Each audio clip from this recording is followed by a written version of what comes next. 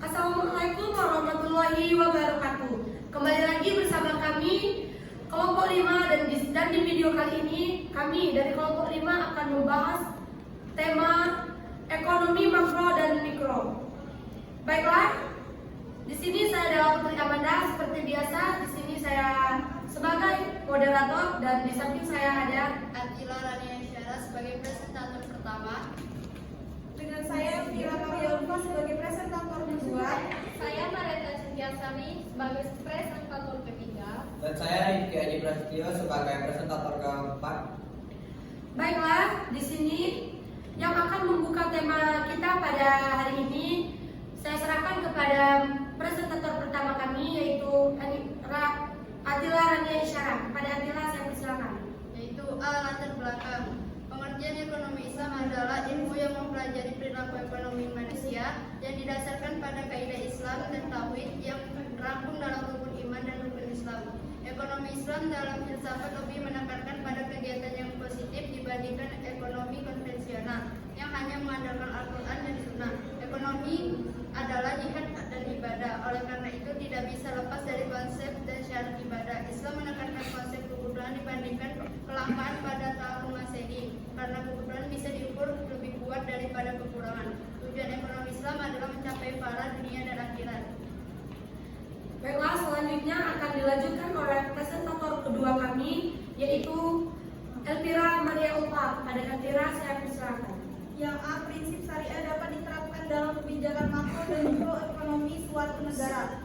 Ekonomi Islam adalah sistem ekonomi yang didasarkan pada prinsip dan nilai-nilai Islam. Di antaranya adalah prinsip-prinsip moralitas, etika, dan keadilan sebagaimana diatur dalam ajaran Islam.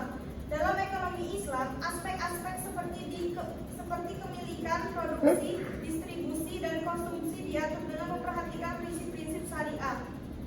Sependapat dengan Syauqi Al-Fauzani, pengertian ekonomi Islam adalah segala aktivitas perekonomian beserta aturan-aturannya yang didasarkan kepada pokok-pokok ajaran Islam tentang ekonomi. Makroekonomi Islam adalah kajian fenomena ekonomi dalam skala besar dengan menggunakan prinsip dan nilai-nilai Islam. Hal ini mencakup analisis kebijakan makroekonomi seperti kebijakan fiskal dan moneter dengan memperhatikan prinsip syariah. Selanjutnya akan dilanjutkan oleh presentator ketiga kami yaitu Mareta. Pada Mareta saya persilakan. Baiklah, saya akan melanjutkan. B. Apa peran ekonomi makro dan mikro dalam menciptakan stabilitas ekonomi dan pertumbuhan ekonomi yang berkelanjutan? Kemajuan perekonomian Indonesia sangat dipengaruhi oleh analisis perekonomian dan perekonomian. Makro perekonomian. Perekonomian nasional Indonesia sebagian besar didorong oleh tersebarnya sektor-sektor perekonomian yang besar, baik perekonomian mikro maupun makro. Pada tahun 2022, sektor UMKM diperkirakan akan terus tumbuh dan berkontribusi signifikan terhadap pertumbuhan perekonomian Indonesia.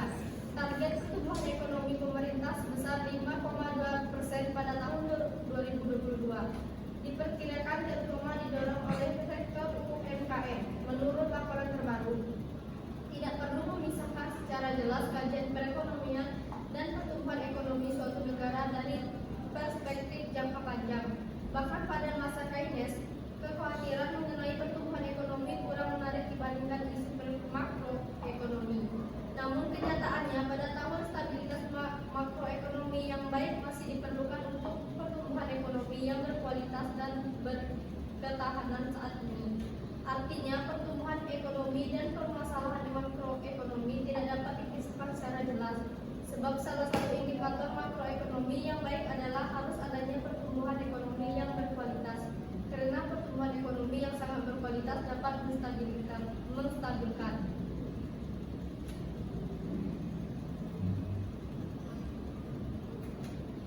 Baiklah, selanjutnya akan dilanjutkan oleh presentator keempat yaitu Rifki. Pada Rifki saya persilakan.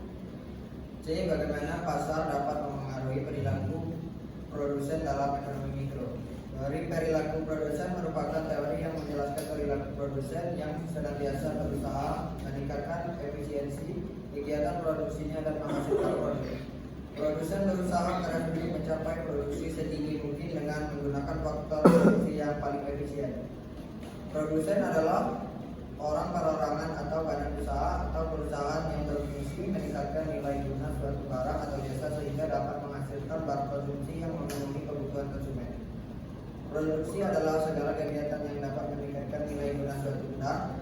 Perilaku produsen adalah kegiatan penyesuaian produksi agar produk yang dihasilkan mempunyai mutu yang dapat diterima oleh masyarakat. Ketika kebutuhan manusia sedikit dan sederhana, kegiatan produksi dan konsumsi seringkali dilakukan oleh manusia sendiri. Baiklah, adapun kesimpulan dari makalah kami yaitu mikroekonomi Islam merupakan salah satu cabang ilmu ekonomi yang mempelajari perilaku individu, rumah tangga, dan bisnis dalam konteks nilai dan prinsip Islam.